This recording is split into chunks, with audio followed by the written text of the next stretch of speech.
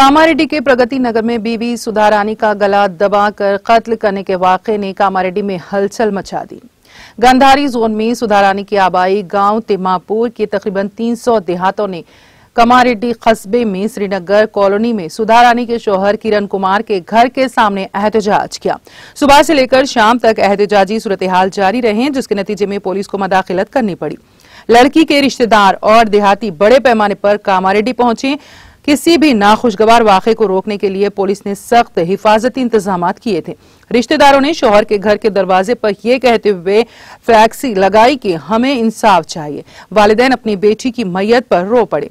मुश्तइल देहाती वालिदैन और रिश्तेदारों के साथ घर में दाखिल होने की कोशिश की, ताहम पुलिस ने देहातियों को ऐसा करने से बाज रखा। 2 खवातीन कांस्टेबलों को 2 मुश्तइल देहातों ने पुलिस की कार्रवाई के खिलाफ एहतजाज में रुकावट डालने पर बरहमी का इजहार किया, जबकि कुछ खवातीन ने घर पर पत्थरों से हमला किया, जिसके नतीजे में सूरत-ए-हाल कशीदा हो गई थी। ताहम पुलिस ने सूरत-ए-हाल पर काबू पा लिया।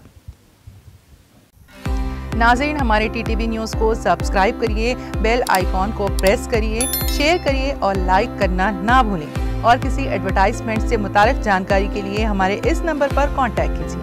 हमारा नंबर है 9550102020।